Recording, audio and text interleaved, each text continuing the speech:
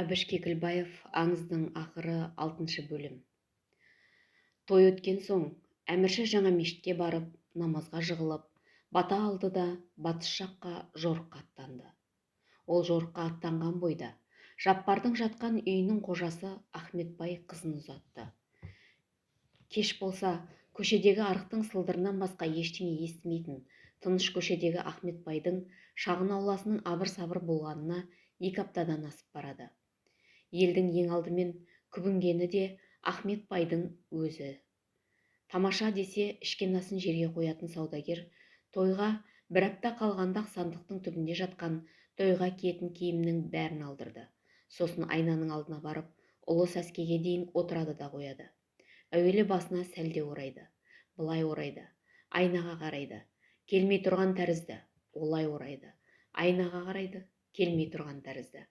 Қатын, бері келіп кетші. Әйелі я бақша суарып жатады, я тандыр жауып жатады. Күйеуінің шақырғанын қаперімде естімей қалады. Қатын, керең болып қалғансың ба? Ауланың әлдебір түбінен жер астынан шыққандай тұншыққан әлсіз дауыс естіледі. О не боп қалды, Байеке? Ахметбай күйіп піседі. Ау, бері кел, бері. Әйел қолын етегіне сүртіп, күйеуі отырған бөлмеге беттейді. Маған қарашы. Я, не я дей бересің? Көрмеймісің? Көріп тұрмын, Байекесі. Нені көріп тұрсың? Сізді көріп тұрмын, Байекесі. Ахметбайдың бұдан арыға шыдамы жетпейді. Күйеуінің неге ашуланғанына түсіне алмай, аң-таң боп тұрған әйелін басындағы дағардай сәлдесін шешіп алады да, құлаштап тұрып бір тартып үйден қуып шығады. Шебер жігіт есік алдындағы саяжайда бұның бәрін естіп ішінен мырс-мырс күліп отырады. Ахметбайдың даусы біраз уақытқа тынып қалады. Бір уақыттарда барып өзі көрінеді.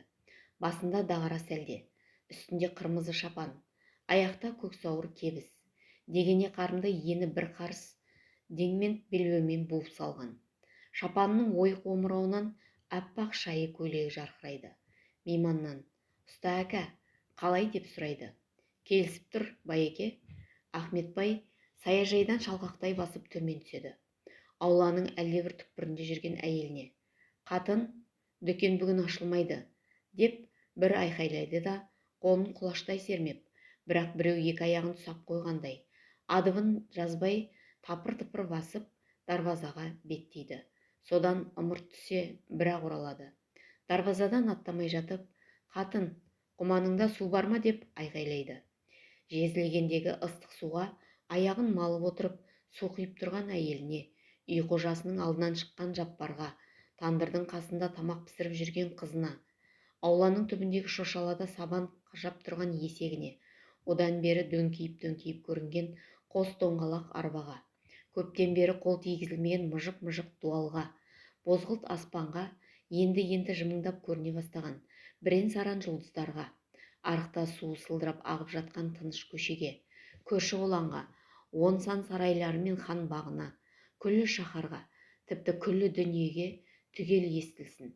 Ахметбайдың бүгін базардан не бітіріп қайтқанынан бәрі де түгел білсін дегендей, даусы саңқылдап, қай саудагердің дүкеніне кіріп, киімін көрсеткенін, кіммен балағаттасып, кіммен тәжікелескенін, кімге тіл тигізгенін, шайханада неше құман шәй ішкенін, әскияда кімнің шамына тигенін, кімнің бөденесіне бәс тіккенін, бәрін түк қалдырмай тәптіштеп түгел айтып береді.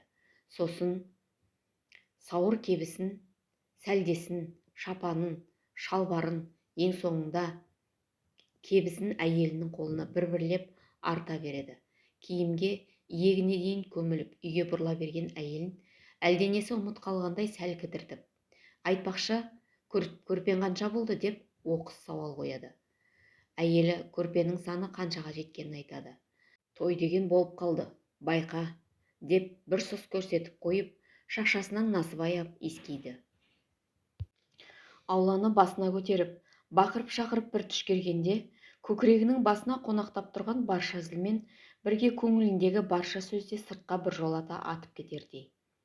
Ахметбай содан қайтып үндемейді. Тамақтанып алған соң еркектер бөлмесіне, Жаппардың қасына салынған төсегіне жантаяды да басы жастыққа тиер-тиместен қорылдап ала жөнеледі. Ышқынып барып, бір басылып қайтадан қоздайтын Ахметбайдың түнгі хикаясын тыңдап жатқан жас жігіттің қапелімде ұйқысы келмейді. Ұлы әміршінің Байдақ шаһары тып-тыныш. Кесек дарбазалардың ішіндегі сықсима оттардың бәрі өшкен. Жұрттың бәрі ұйқыда, тек Жаппар ғана ояу. Солай әрі дөңбекшіп, бері дөңбекшіп жатады да, бір уақыттарда қалжырап ұйықтап кетеді. Кенет бөлменің іші құлаққа ұрған танадай тым-тырыс бола қалады. Жаппар оқыс тыныштықтан оянып кетеді. Ахметбайдың төсегі бос жатыр. Аң-таң боп айналаға қарайды. Қарсыдағы әйелдер бөлмесі есігінің болмашы сықырын естігенде барып, ұйқылы ояу жымиып қойып бір аунап түседі. Елден ала бөтен Ахметбайдың өзі асығып күткен тойда келді.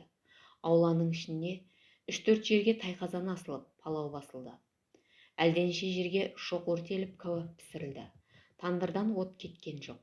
Аулада дәм иісі, еркектер бөлмесінде шарап пен тер иісі, әйелдер бөлмесінде миуа мен әтір иісі. Күні бойы ішіп жеу, арасында дутар мен дабыл даусы. Еркектер бөлмесінде шырқа айнала отырған алқа топтың қақ ортасында саусақтарын сыртылдатып 11-12 жасар бала билейді. Қалғандары дабылдың ырғағына қосылып, тершіген жүндес омырауларын жұдырықтарымен сарт-сарт сабалайды. Әйелдер бөлмесінде буындары былқылдап қыз билейді. Серіктері алақандары ауырғанша аямай қол соғып қошеметтеп бағады. Күннің қызылы Семей еркектер бөлмесінде тойға арнайы шақырылған. Қази қолындағы ішіне күміс сақина салған тостағанға неке суын құйып, қасына күйеу мен қалыңдықтың куәгерін шақырды. Ақ некенің дұғасы оқылғасын, қази қолындағы судан күйеуге бір ұрттатып, куәгер мен жігіттің жолдастарын ертіп, бөлек үйде шымылдық ішінде отырған қалыңдыққа беріп жіберді. Көп ұзамай тостақан қазидың қолына қайтып оралды. Ол екі әке мен күйеудің куәгердің алдында дұға оқып, ақ некеге бата берді. Дастархан қайта жайылды. Ойын-сауық қайта жалғасты. Түн ортасынан ауды. Күйеу жігіт қалыңдығын көруге баратынын айтып, әйелдер бөлмесіне хабар салды. Әйелдер бөлмесіндегі әбігер көбейді. Бәрі қолдарына бір-бір шырақ жағып ұстады. Күйеудің алдынан шықты. Бөлмеде шымылдықтың ар жағындағы қалыңдықтан басқа ешкім қалған жоқ. Соңына дуылдаған бір топ жас жігіттерді ерткен күйеу әйелдер отырған бөлмеге беттеді. Оларды есіктің ашып қалуы ақ мұң екен, опыр-топыр басталды да кетті. Әйелдер жас жігіттерге дүрсе қоя беріп, күйеу тартпаққа көшті. Бажылдаған әйел даусы, күйген шүберек иісі. Кейбір жігіттердің сақалына от тиіп, шапанның етегімен ұрғыштап сөндіре алмай жүр. Ақыры әйелдер күйеуді жігіттерінен тартып алды. Біреуі оның басын қолтығына қысып ап, төрдегі шымылдыққа қарай сүйреле жөнеліп еді, бір топ әйел жапа-тармағай соңдарынан жүгірді. Күйеуден айырылып қалған жігіттер өз бөлмелеріне оралып, дастархан басына қайта отырды. Әйелдер бөлмесіндегі күйеу жігіт дастархан басында отырғандардың әрқайсысына қыз көтерер сыйлық тартты. Ал қыз келіншектер ән салып би билеп күйеу жігіттің көңілін көтерді. Соның бәрінде жас келін шымылдықтың ар жағында 30-40 көрпені бірінің үстіне бірін қабаттай берген. Ертең күйеуінің үйіне өзімен бірге алып баратын жасау төсегінде жападан жалғыз сарылып отырып та қойды. Күйеу жігіт шымылдық ішіне келіншегінің құрбыларын әбден риза қылған соң барып кірді. Екеуіне бір табақ палау мен жеміс әкеліп қойылды. Шымылдық сыртында дастархан басында дуылдасып өзге қыз келіншектер отыр. Түннің бір уағы болды. Қатар-қатар жүк жиналған керме жігіттерге қалыңдықтың киімдері жарқыратып жайылып қойылған. Жерде қалыңдықтың етіктері, кебіс мәсілері тізіліп тұрған әлем-жәлем бөлмеде қыз бен жігіт жалғыз қалды. Қу келіншектер кетерінде шамды сөндіре кеткен. Жас келін мен күйеуді оңаша қалдырып шығып кеткен сақа келіншектер есік терезеден тың-тыңдайды. Әуелі дымдары ішінде боп үн-түнсіз тұратын олар әлдебір уақытта бір-біріне сыпсыңдай жөнелді. Енді біраздан соң сылқ-сылқ күле бастайды. Неге күлгенімізді жұрт біліп қалмасын, жайырақ күлсейші деп бірінің бірі мықынынан үзіп-үзіп алады. Сосын іштегі дыбыс басталған кезде олар да күлкілерін пышақ тескендей тез тия қояды. Қапелімде не болып не қойғанын біле алмай аңтарылып тұрып қалады да сәлден кейін бір-бірімен сыбырласып кеңес құрады. Сосын іштерінен біреуіне жас жұбайлардың есігін қағуды тапсырады. Есік қаққанда ар жағынан күйеу кеп есік ашады. Әлгі әйел онымен бірге сып етіп бөлмеге еніп кетеді. Көп ұзамай қолына күйеумен қалыңдық берген сыйлық ұстап қайта шығады. Әйелдерге әлдене деп сыбырлайды. Сол-ақ екен, таң атқалы ол не айтып келер екен деп сабырлары сарқылып тұрған әйелдер ду күліп жібереді. Бәрі жапа-тармағай сыртқа қалыңдық пен күйеудің шешесі қос құдағиға жүгіріп екеуінен сүйінші алады. Ертеңіне күн шыға күйеу жігіттер отырған бөлмеге бойдақ достарымен ақырғы рет думан құруға қайтып келді. Бұдан былай ол үй иесі бойдақтармен бірге жүріп тұра алмайды. Бөлме ішіндегілер күйеу жігітті ортаға алып дуылдасып жатқанда Жаппар сыртқа шығып кетті. Кешеден бергі ың-жыңнан басы зеңгіріп, дарбаза алдындағы жалғыз тұттың көлеңкесіне зорға жетті. Сол түні түс қайта тойы тарқады. Күйеу жігіт үйіне кетті. Қалыңдық әке-шешесінің үйінде қала берді. Ахметбай тойға киген сәнді шапанын шешкісі келмегендей, үйіне бір кіріп бір шығып көлбеңдеп жүр. Қалыңдық шымылдық құрулы үйде. Көрші-қолаңның 4-5 қатыны ауыздары жалпылдап, әрдеңені сыпсың-сыпсың әңгімелесіп, ыдыс-аяқ жинасып жүр. Жаппар сең соғып кеткендей мең-зең. Көз алдында күйбеңдеп жүрген адамдарға таңырқай қарайды. Сол күні бөлме іші күндегіден алабөтен қапырық болып кеткендей, түнде де тыпыршып жата алмады. Жалаң аяғына кебіс сұғып, сыртқа шығып еді, ай сүттей жарық екен. Шымдуал біреу кеп әктеп кеткендей тым бозарып кетіпті. Ауланың түкпірінде сабан қажап тұрған есектің бір зарында сырт-сырынан басқа дыбыс та жоқ. Ол есік алдындағы бастырмада тіреу жөке ағашқа арқасын сүйеп, түнгі самалға омырауын тосып тұра қалды. Кенет әлдене дүк ете түскендей болды. Ол қақпа жаққа қарап еді, өзіне ештеңе түспеді. Әлгі дүк еткен дыбыс жерге сіңіп кеткендей, артынан ешқандай сыбыс шықпады. Бұл аң-таң. Құлағын түріп тыңдайды. Сол баяғы шошаладағы есектің сырт-сыр сабанын қажағаны ғана естіледі. Қапелімде әлгі дүсірдің қай жақтан шыққанын да аңғармай қалды. Қайтадан дыбыс шықпаған соң, аяғын еппен басып бастырмадан шықты. Жалаң аяқ суға салған кебісі өкшесіне шылп-шылп соғады. Әлдекім үйдің көлеңке жақ сыртына сып бергендей болды. Ол кілт кідірді. Ілгері басарын, не кейін қайтарын біле алмай біраз аңырды. Жүрегі дүрс-дүрс етеді. Не де болса тәуекелге бел буып, тез-тез басып көлеңкеге беттеді. Сол-ақ екен, үй сыртынан біреу жұлдыздай атылып шықты да шымдуалға қарай жүгіре жөнелді. Бұ да кебісін сылпылдатып соңынан қуып берді. Қашқын дуалға жете бере жалт бұрылды да қалт тоқтап қалды. Шымдуалға асыла берген қолы сылқ төмен түсті. Сосын қашан бұл қасына барғанша тырп етпей тосып тұрды. Қол созымдай жер қалғанда барып тіл қатты. Ахмет ағай десем, сен екенсің ғой. Даусынан тани кетті. Кешегі күйеу жігіт. Жүндес қабағын түгел тікірейтіп, бұған жек көріп, не мүсіркеп тұрғаны белгісіз. Езуіне күлкі үйіріп, шаншыла қарап қалды да, жайбарақат үйге беттеді. Құрық сүйреткендей, аясында ерсі елбеңдеген ұзын көлеңкесін соңына ертіп кетіп барады. Жаңа ғана қашып пысып жүрген ұмытып кеткендей, талтаң-талтаң. Ұзын тұра көлеңке үйдің бұрышынан айнала бере, ұры иттің құйрығындай бір бұраң етті де ғайып болды. Жаппар көзіне қос көрінген кісіше ай нұрынан ақ шаңылтақ болып жатқан аула ішіне аңырап қарап тұрып қалды. Содан бір апта бойы түн ортасы ауа берақ бұл жатқан бөлменің терезесінің түбіне әлдене дікеті қалады да, артынша қалыңдық жататын бөлменің есігі сықырлап ашылады. Күйеу жігіт қалыңдығын бір жыл бойы қайын жұртында қалдырып, түн баласы қайынатасы мен қайненесінің көзіне түспей, ұрланып барып түнеп тұратын әдетті ақыр аяғына дейін ұстануға әлденеден тәуекелі жетпеді білем. Той өткесін бір аптадан соң-ақ келіншегін өз үйіне алып кетті. Енді Жаппар әр кеш сайын жұмыстан қайтқанда аула ішіне бұрынғыдай емес біртүрлі тосырқап қарайтын болды. Әр жері кетік-кетік кісі бойы, шым дуалдың бұрынғы қалпы. Бір бұрышқа сүйей салған шаңырақтай қос доңғалақ арба да бәз баяғы орында тырп етпей тұр. Түкпірдегі сабан салулы шошаладағы көк есекте бұрынғысынша күтір-күтір күйсегеннен танбайды. Бірақ аула іші бұрынғысындай емес, қаңырап тұрған сияқты. Ахметбай бұрынғысынша қарнын сипап кіріп, сипап шығып жүргенімен қауқылдай жөнелмейді. Туғалы бітпеген сабырды енді тапқандай. Кемпірде де дыбыс жоқ. Қап-қара пәрәнжі мен толарсаққа дейін шұбалта жабылған қоңыр шапанның ар жағындағы бүлк-бүлк қабырғаны. Оның кеудесінде жан барынан хабар бергендей. Анада той тұсында қалыңдыққа шымылдық ұстанған бөлме енді Жаппарға тиді. Жас келіншектің алғашқы ақ неке түндері өткен бөлменің әтір опадалап сүрме иісі әлі де біржола өшіп үлгере қоймаған.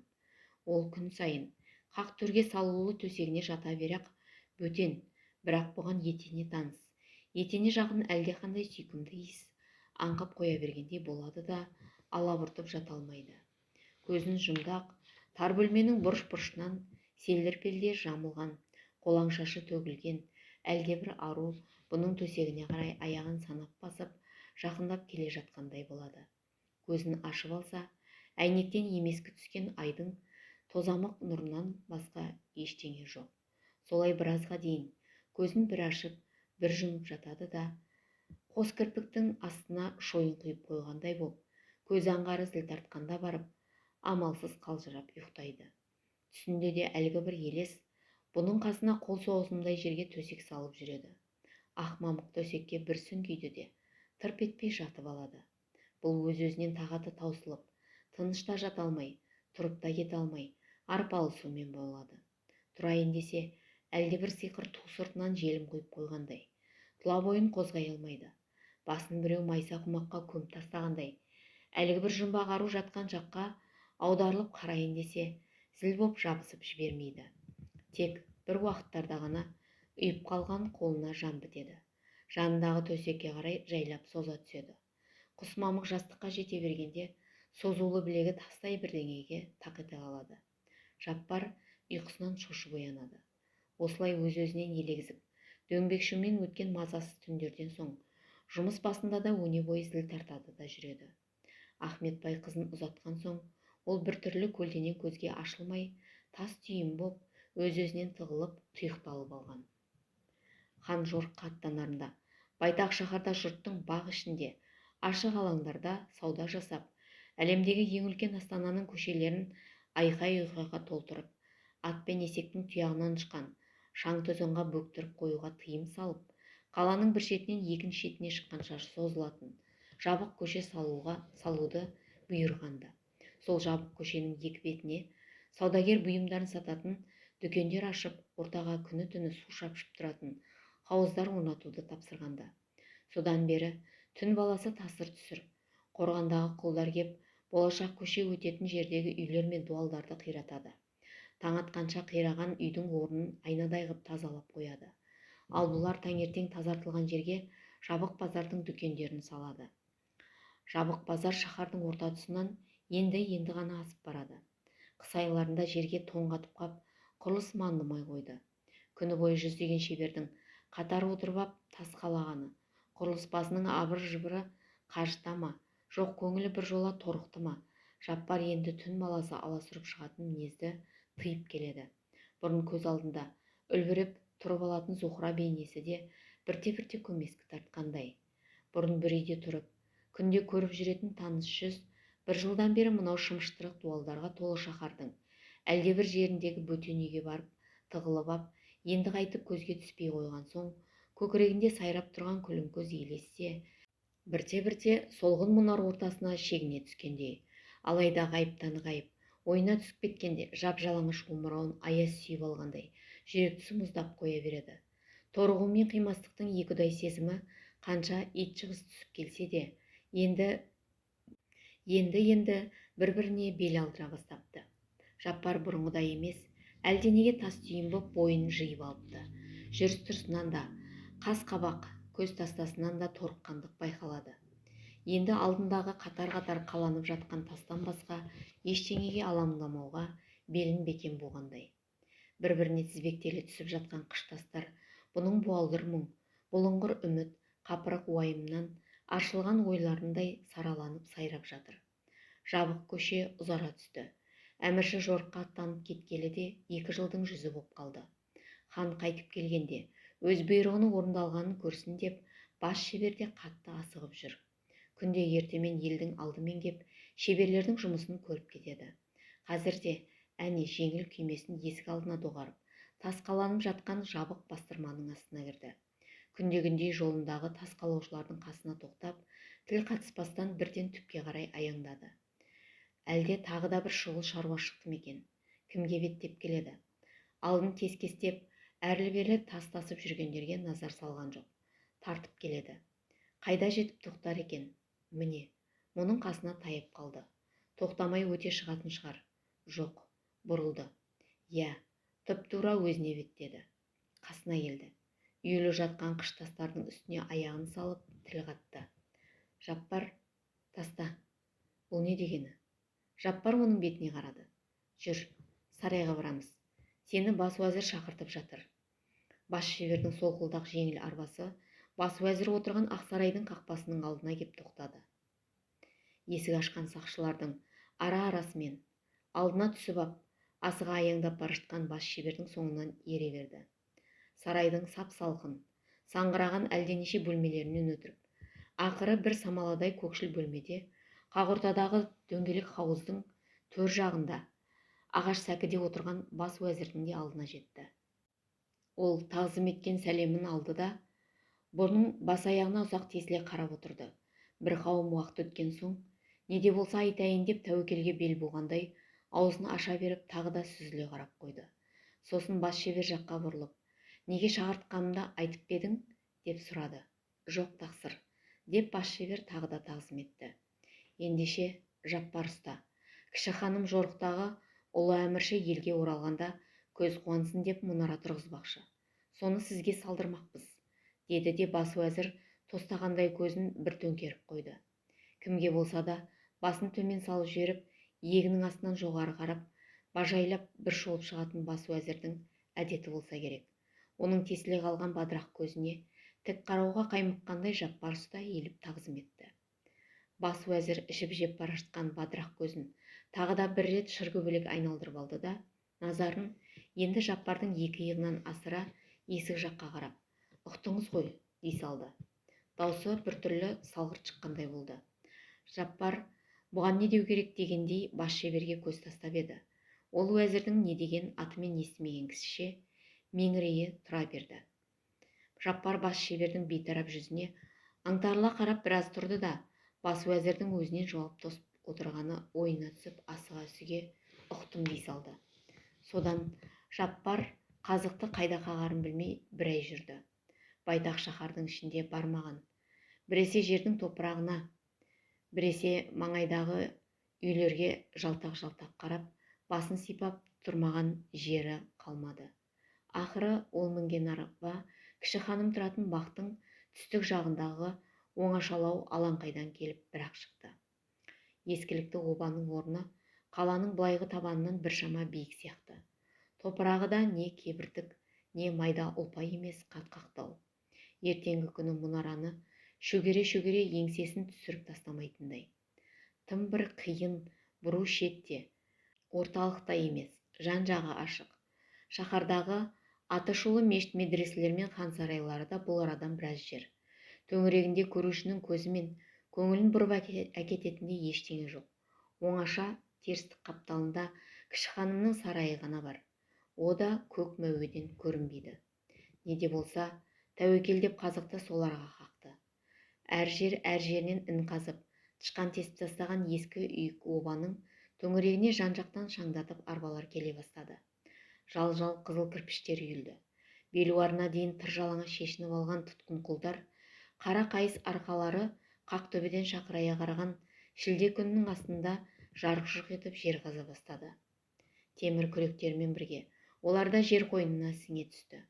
Күннен күнге қомақтана түскен жал-жал топырақ биіктеген сайын, терге малшынған қара күрең иықтар көзден бір-бір ұшып жер астына біржола еніп жоқ болды. Жаппарда тыным жоқ. Болашақ мұнара тұратын обалықты біресе ана жағынан қарап, біресе мына жағынан қарап шапқылады да жүрді. Бір күндері 40 құл жер бетіне қайта шықты. Олар қазған шұңқырға енді Жаппар түсті. Шыжыған шілде күнде жер асты қанша рахат көрінгенмен, бір-екі күннен кейін одан да жалықты. Жарыққа, жер бетіне құлшынды. Сонау төбеде көк ніл аспан жылтырап жатқан жарық дүниеге тез-тез жетіп алмаса, әлдебір тажал күш жер астына байлап тастайтындай, жоғарыдан гөрі зембілге сап жіберіп тұрған қыш кірпіштері асыға қалады. Ақыры құлдар қазған құдықты толтырып, жердің бетіне шықты. Қара жердің қойнынан қақ жарып шығып келе жатқан тасбай терекке өткен кеткеннің көзі түсе бастады. Сонда балаң шебердің балғын көңілі көлденең көздің көп қарағанына біртүрлі масаттанып қалатынды шығарды. Осынау ескі обаның басында қыбырлап жүрген қарайған адамның ішінде тек бір бұған ғана көз алмай тесіле қарап тұрғандарды байқаса болды. Бұлшық етін қадала сорып, қалжыратып бара жатқан дамылсыз қозғалыс әлгі бір сарын, бір ырғақ пәтуасыздығынан айырылып, табан астында айрықша бір мән тауып сала береді. Ондайда шаршағанын да білмей қалады. Күн санап сатылап биіктей түскен мұнарамен бірге ода жер бетінен кірпіш тасып, балшық илеп күйбеңдеп жүрген көп құлдан алыстай берді. Енді құлдар кірпіш пен тасты мұнараның іш жағындағы саты баспалдақтармен зембілдеп таситын болды. Екі кісі зорға айналып тұрардай таптар мұнарада жападан жалғыз. Жаңа салынып жатқан мұнараны кірпіштен кірпішке биіктеп, көкке өрмелеп бара жатқан шеберді алыстан тұрып қызықтайтындардың тобыры да сирей түсті. Енді олардың да мәні жоқ. Сонау жердің бетінде күйгентайдай боп тәлтиіп тұрғандардың бұған айтқан сөздері де, құмарта қараған көздері де жетпейді. Кірпіштер қайтадан ауыр тарта бастады. Саулаттың китің жүрісіндей, құрылысшының кірпіш санаған күйкі қимыл қыбыры мезігіп барады. Енді оның асыға күтетіні тас таситындардың келіп тас түсіріп кеткені. Олардың сонау мұнара түбінен әуелі дүңгірлеп шығып, бірте-бірте тақ-тақ қатқылдана түсетін аяқтарының дыбысына құлағын тосады да тұрады. Құлдардың көбі шеттен келген. Олар бұл олардың сөзіне түсінбейді. Бірақ қасынан ақтер, көктерге түскен еркектердің әншейінде тым ерсі, тіпті жиіркенішті көрінетін біртүрлі құдірет күш беретіндей кеңірсік иісі мүңкіп қоя бергенде, ол қалтарыс бір түкпірде қара аңсап тұрған Саулаттың өзге жылқы көргенде оқыранбай, не кісінемей қалмайтынындай, әлдене деп бір сөйлеп қалады. Құлдар бұның не айтып тұрғанына түсінбесе де, тістерін ақситып күліп қояды. Енді мұнара шаһардың таяу жердегі үйлерінен бой асыра бастады. Жақын махаллалардың таптар көшелері мен аядай аулаларындағы қимыл қыбырдың бәрі көз алдында. Жатаған үйлердің ара-арасындағы әрлі-берлі шұбап жатқан қара ноқаттар, есек мінген не жаяу кетіп бара жатқан көшедегі жұрт мың-сан сүрлеуге түсіп ап, әрлі-берлі жөңкіліп жатқан әлдеқандай кішкене мақұлқаттар секілді. Олардың көзге әзер шалынатын құрдым қарасы да, ерсілі-қарсылы сеңдей сапырылысқан мәнсіз қозғалыстары да кісі күлерліктей. Әсіресе базар маңы құмырсқаның илеуінен бір аумайды. Әншейінде арасында жүргенде қызығатын қызылды жасыл дүниелер де мынадай зеңгір биіктен қарағанда құнсыз, қызықсыз, тіпті көзге де ілікпейді. Осы бір ұсақтықты, мәнсіз абыр-сабырды адамдар өздеріне өздері қасақана ойлап шығарғандай. Мынау ұлан ғасыр шалқар болмыста әрқайсысы алды-алдына шалқайып жүруге жер жетпегендей, бір-біріне соқтыға қақтыға жөңкілетін әне біреу сүрлеулерді кеңістікті кеңірдегінен алып қылғындыратын жолбарыстай көріп, төрт жағынан төрт тас жақтаумен қоршап, қыспаққа алып тұратын әне бір тас табыттарды тауып алыпты. Сондай бірінен бірі аумайтын тас қорапшалар арасында сұрықсыз сұрқай илеуде біріне бірі соқтығып, құмырсқаша құжынап жүріп, бір-бірімен атақ таластырып әлек болады. Осынау мәнсіз илеу біріне бірі соқтыққан құмырсқаларын да мәңгіртіп жібергендей. Әйтпесе, мынау ұлан асыр кеңістікте бет-бетіне бытырап жүрмес пе еді? Сонда олардың әрқайсысын жеке-жеке қуып жүріп, өлтіретін кім бар дейсің? Ал мынадай быжынап жатқан илеуді бір жайпап кетуге қай жау қызықпайды? Өзге илеулерді аямай таптап жүрген атақты билеуші өз илеуін жылдан жылға құжыната түсуде. Тап осы салып жатқан мұнарасының қажеті қанша? Көлденең көк аттының көзіне түртіп, екі аяқтыларының тағы бір илеуі бар деп жау шақыруға ма? Әлде мынадай қапас илеуге жумаңдар, маң түзден айрылмаңдар деп ел үркітерге ме? Неге керек? Не үшін керек? Оны өзі де білмейді. Былтыр бадырақ көз бас уәзірден тапсырма алды да кірісіп кетті. Сонау мәуе бақтың ішіндегі әлдебір түкпірде бұған қарап отырған кіші ханымға керек болды дейді. Оның мынандай тас үйекке неге сонша құмар бола қалғанын ит біліп пе? Осындай шәлкес ойлар ойқастағанда, ол мынау шымшытырық шаһардан да, сол шаһардың дәл өзінде шымшытырық сергелдең ойдан да сергітетіндей бостан кеңістікке құлшынады. Мынау сұп-сұрғылт шым үйіктер тасасында сағым шалып жатқан ұлы даланы көргісі келеді. Бірақ күн жеп қуарып кеткен жер өңдес шым дуалдар мен шым қабырғалар, бір-біріне астасып, араласып кеткен күзді күнгі лайсаң шалшықтай, мына бір еш бедер белгісі жоқ сиықсыз сұп-сұр перде, қайда қараса да көлкештеп көз алдына тұрып алады. Ол сол бұқпырт лайсаңға тұншығып қалмайын дегендей, тырбынып, тас мұнараға иек асып, көкке қарай тырмыса түседі. Жаппар мұнаралардың неге керек екенін енді түсінді.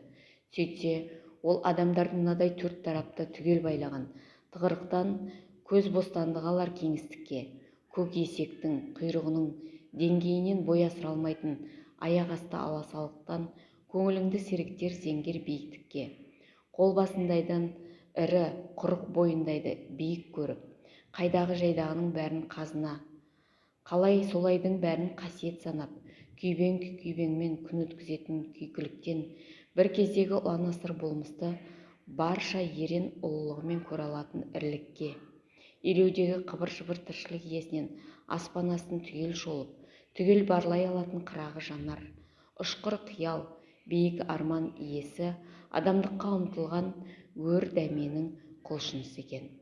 Тышқан екеш тышқан да, ауық-ауық топырақ сасыған тары інін тастап, жонын шуаққа тосып, сығырайған кішкене көзін ұлан байтақ болмысқа құныға қадап, жарық дүниенің өз індігешінде емес, көл көсір кеңдігіне, жер бетінде тек күйкілік қана емес, ұлылық та бар екеніне көзі бір жола жетіп, көңілі бітіп, масаттана әндетпеуші ме еді?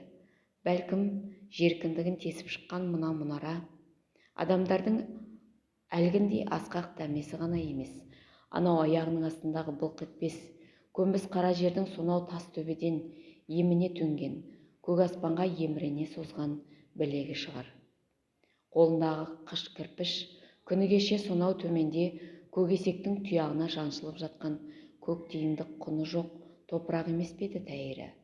Енді міне, ол бұның білегінен әлдебір сиқырғақтай сорып шығарып, жатқан күшпен қысылып, жайдауыт бедерсіздіктен көлденең көзді өзіне алаңдатпай қоймайтын биік нысанаға, ешкім ескермейтін мағынасыз ұнтақтан назарыңды көкке сүйрер маңғаз мұнараға айналмады ма?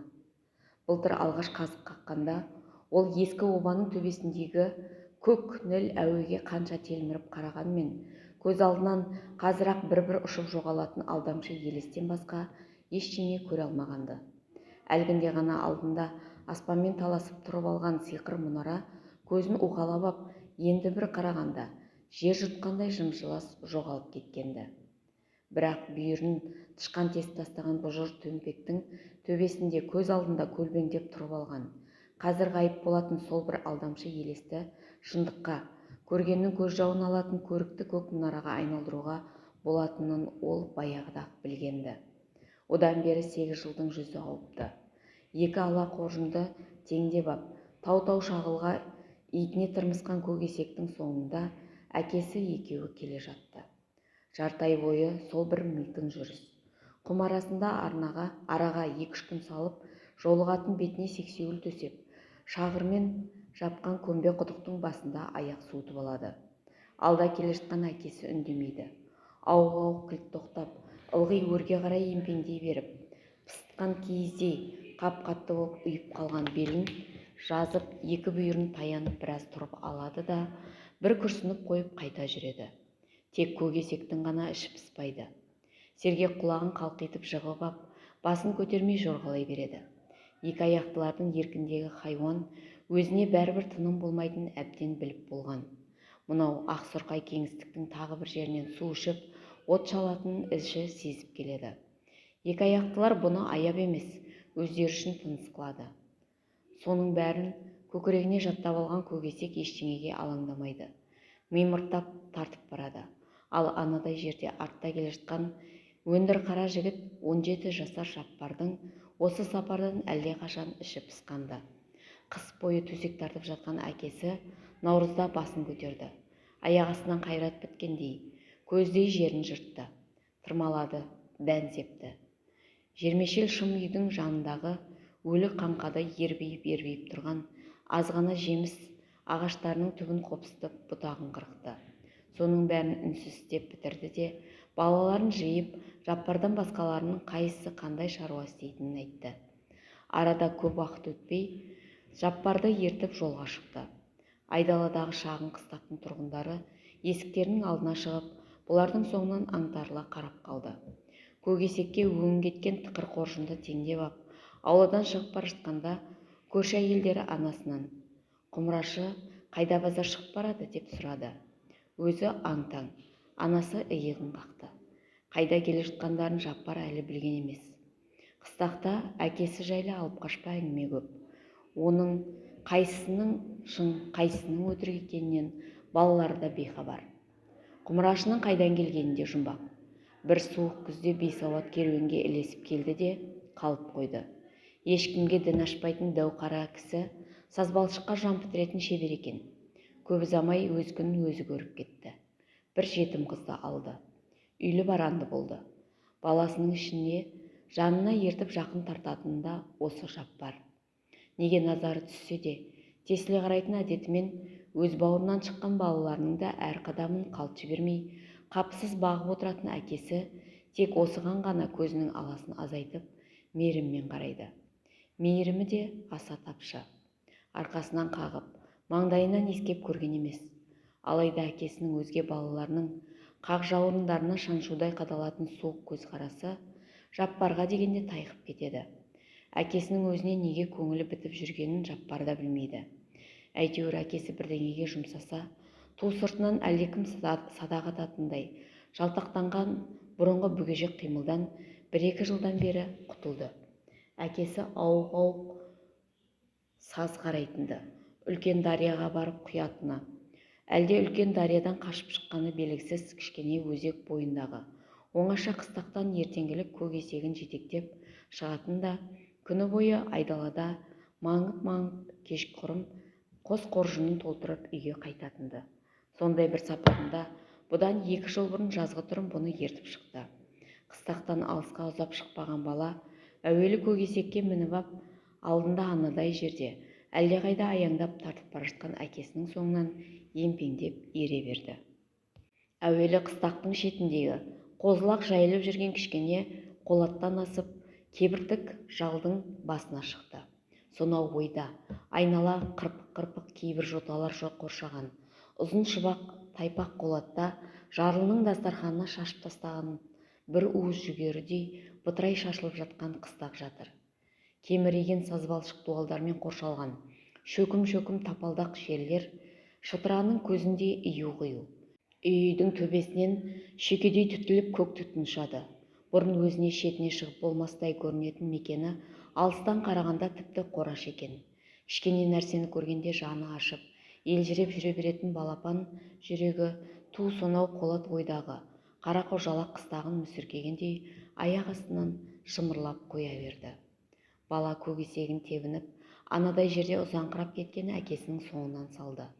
Бірте-бірте кебір азайып, бұлар тақтайдай тегіс қара жонға шықты.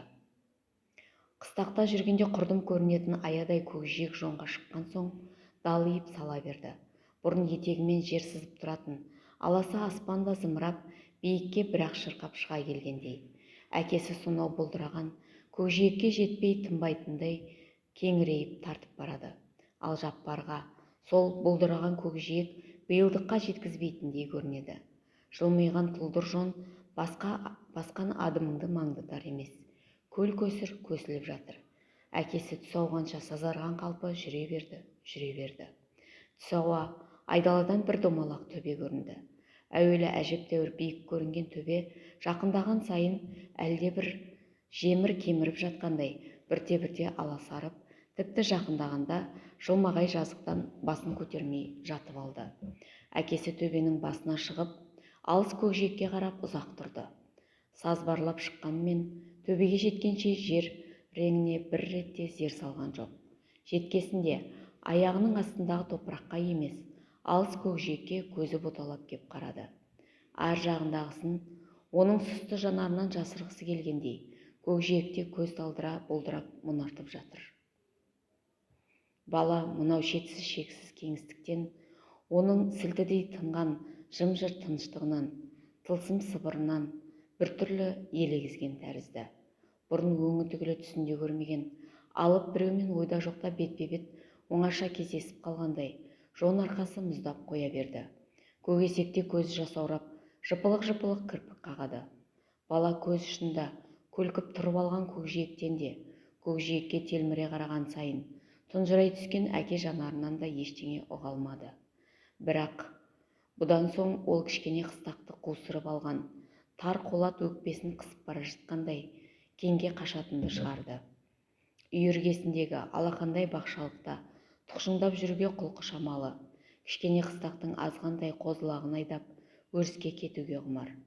Тар қолаттан ұзаңқырап шығады да, қозылағын көкке жайып, шалқасынан түсіп, аспанға қарап жатады да қояды. Қапелімде құлаққа ұрған танадай тып-тыныш кеңістікке бағзыдан бері тек осының келуін күтіп тұрғандай, бірте-бірте жан кіре бастайды. Әуелі көл-дария көк аспанның әлдебір жеріне қадалып ап сайраған торғай үні шығады. Оған көктен, жерден көп шырыл қосылады. Індегеш аузынан жон арқасын шуаққа тосқан дала тышқандары өн бойларына шымырлап дари түскен күн нұрына масаттанып, шықылықтап береді. Көктемгі балауса көкті күрт-күрт орған қозы-лақтың тынымсыз тысыры да бала құлағына күйдей жағады. Құлағы тұла үн, сыбдыр. Көз алдында көк аспан. Ерен болмыс. Жалпақ әлеммен жапа-жалғыз бетпе-бет қалған бала шуақ сорған жылы топырақтың үстінде ұзақ маужырайды. Өзі тілімен түсіндіріп бере алмастай, бір тұңғиық сырларға алғаш түйсігеді. Айналасындағы абыр-сабырды, асығып үсігуді білмейтін бейжай тіршілікке, парасатты тыныштыққа тәнті болады. Сонау төбеден төнген көк аспанға, соған дейінгі екі арадағы тұнық кеңістікке көзі құныға түседі. Көкжиектен мамырлап көтеріліп, баяу жылжып келе жатқан қаймыжық шар бұлт осынау ұлан асыр дүние иесінің жарық жалғанда не болып жатыр екен, барып біліп келші деп жұмсап жіберген құпия шолғыншысындай астындағы көл қосыр алқапты көлеңкесімен тінткілеп жүр. Міне, сол қазбауыр мамық бұлттың жер бетін сипап келе жатқан майда алақаны, қоңыр салқын көлеңкесі бұған да жетті.